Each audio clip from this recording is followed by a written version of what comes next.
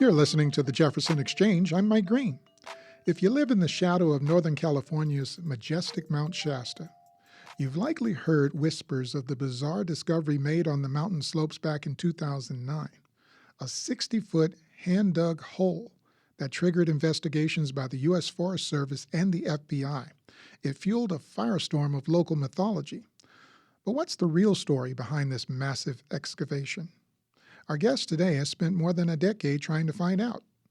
Elijah Sullivan is a native of the city of Mount Shasta and the filmmaker behind the breakout documentary, The Whole Story. The film was an official selection at the Slam Dance Film Festival. It was adapted for an episode of This American Life and has been selling out theaters across our region. Elijah, welcome to the Exchange. Thank you so much, Mike. So let's start with the hole itself. For listeners who aren't familiar, what exactly was discovered on Mount Shasta in 2009? They really weren't sure at first. I mean, you got to imagine these guys, Forest Service workers walking through the forest, marking trees in a plantation and suddenly seeing this giant pile of dirt, a pulley system in the trees, buckets lying around, tools, and going, oh man, they're used to picking up all kinds of weird stuff out in the woods, but then they see this and they're like, what are we dealing with now? And then they see this giant hole. It's like 15 feet by 10, 12 feet wide at the mouth of it. And then they peer down into it and it goes on for who can guess. I think they were spending some time dropping things in there, counting how long, trying to figure out how deep is this? And they settle at about 60 feet. Wow. What initially drew you to this story as a filmmaker? Well, I grew up in Mount Shasta, and I've always loved storytelling, and I'd always been looking for a story that would help me express some things about Mount Shasta, about growing up there, and the complex thoughts and feelings I had about that, because I obviously love the region, I love the area, I love the people, but, I think we all have complicated feelings about where we grew up, right? And Mount Shasta seems like, to me, a particularly thorny place culturally. There's a very complex culture for such a small town. And so when I heard about this hole, I immediately thought, this has to have something to do with that. There's a reason that this happened in Mount Shasta. And so this is a lead-in to tell a story about Mount Shasta without having to really go that far out of my way. In order to explain the whole, you have to understand Mount Shasta. And the people around it. And the people. So without giving away the secrets or the ending of your documentary, how would you describe what the film is actually about? I mean, is it a true crime investigation, a study of local lore, or something else entirely? Yeah, I think for the first 20 minutes or so, it's a kind of, maybe a slightly offbeat, but it's a true crime documentary. There's no body. It's not a murder story. It's not a whodunit. I call it a whodugget. And, but then, obviously we have to spin off into talking about Mount Shasta a little bit. And then we also, I have these other stories that I encountered that are about individual people. And I thought that they were incredibly compelling to me. And so I give each one room to tell their story from beginning to end. And the middle one is almost like a paranoid adventure story. And then the one that takes up most of the final third is kind of a coming of age thriller, something like that, and they all tie together into the whole. They're all different.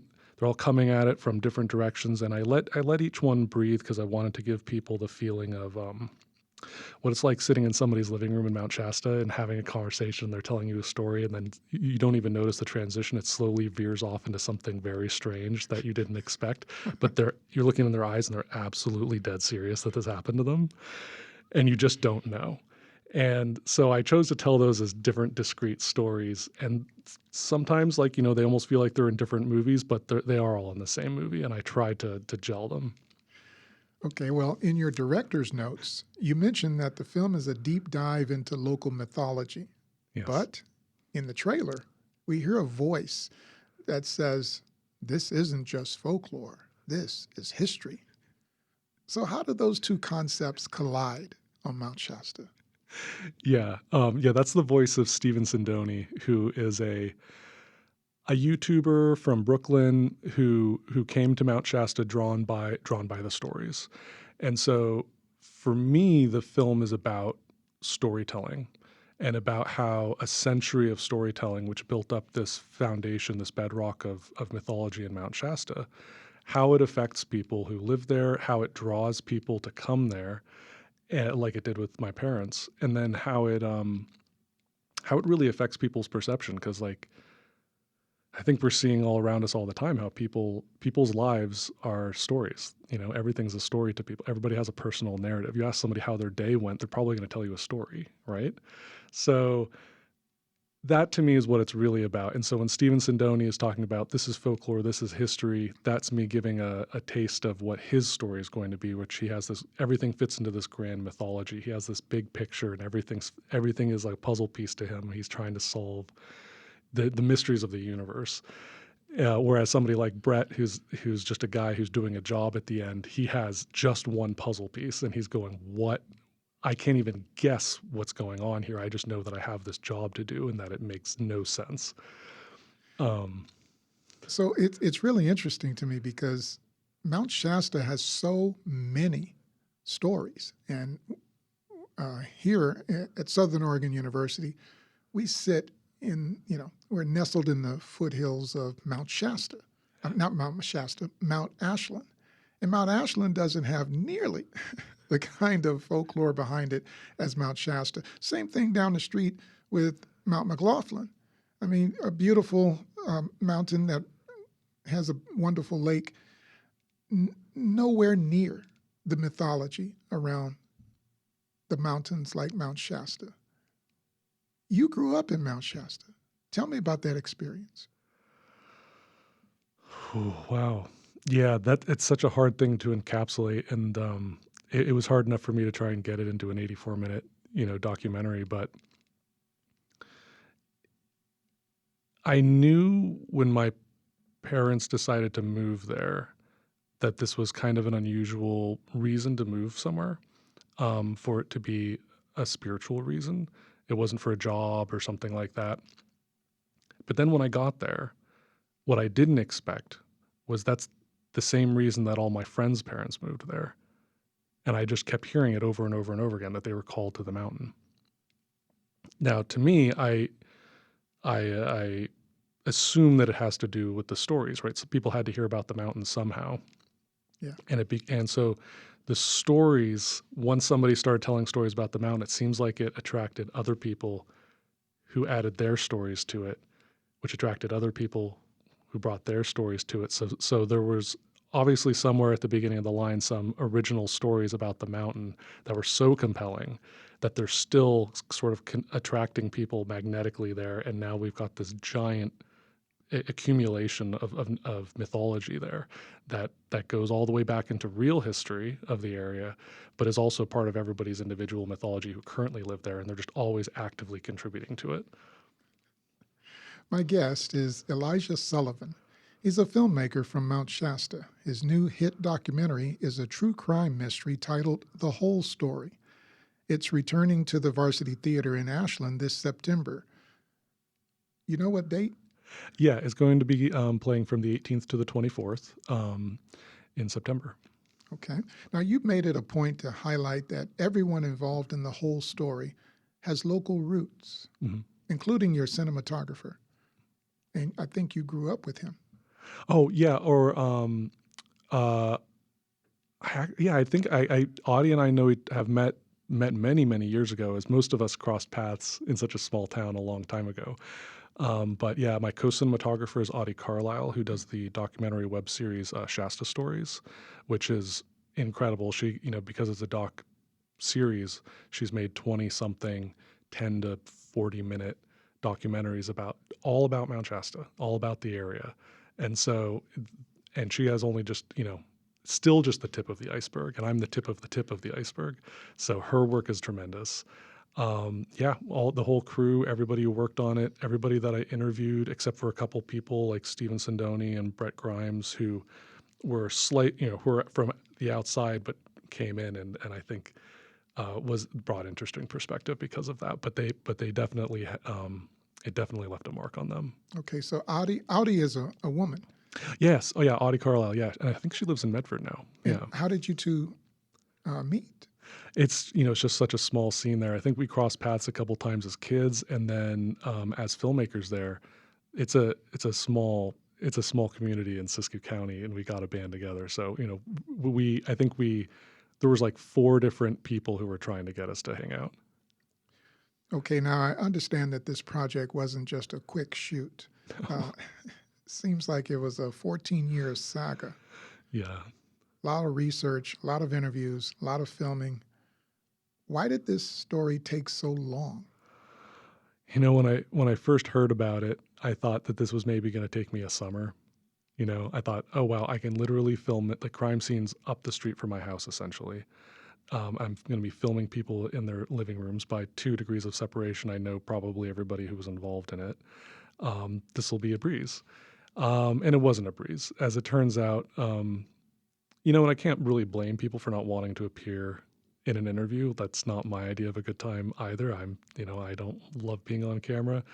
But then when it came to this story in particular, not everybody in the Forest Service wanted to, open a can of worms, but they were incredibly gracious. And I really do see them as the heroes of the story. And then people who were involved with digging the hole, they're pretty hesitant to talk because this was not entirely above board legally. You found them? A couple at a time. Yeah, I did. I've so far spoken to about half a dozen people who were involved with digging the hole.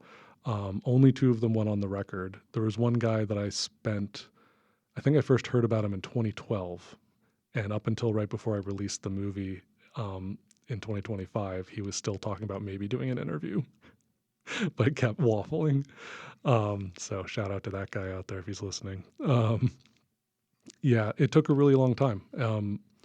The Carmen Kinch, the lady who was the investigating officer for the Forest Service, she was the first person I wanted because any good mystery needs a good detective. How did you get the Forest Service to talk? Oh, I mean, officially they didn't. As an organization, they were not very interested. But there were people who were very gracious about their time, most of whom were retired, so they weren't quite as worried about it. Plus, the event happened in 2009, so it was increasing with more distance. They were more willing to talk about it. But it took some trying with some people. Carmen took the better part of a decade. I understand Netflix was interested. Yes. Yeah, there was a TV series that came through town called Files of the Unexplained, and they wanted to do an episode about Mount Shasta, and they heard about the hole. And at this point, they heard about it because there had, if you Google Mount Shasta, my movie does pop up, but it hadn't been released yet. So for a moment there, it looked like they were going to scoop me. And I spoke to the director on the phone. She was asking me to do an interview, and I asked who else they were going to interview, and she mentioned Carmen, and I went, oh no, I'm going to be so jealous if they get Carmen. So I left Carmen one last voicemail and just sort of pleaded with her and said, hey, I would be so jealous. If you do theirs, could you do mine, please? And I promise this is my last phone call, I'll leave you alone. I was probably really annoying by this point. You can only imagine getting phone calls from a guy for a decade. And she called me back.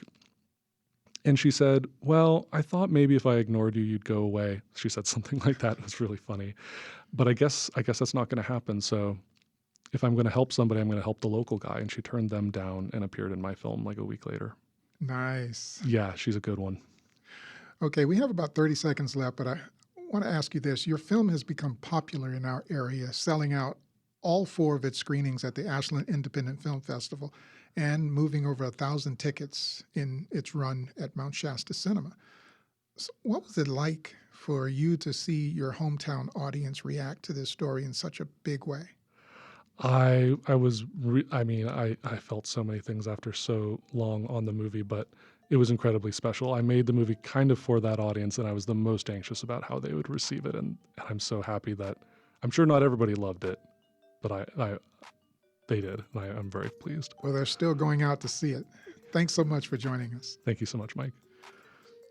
My guest was filmmaker Elijah Sullivan. His new documentary is titled The Whole Story, You can see it at the Varsity Theater in Ashland this September, I believe 18th through the 24th.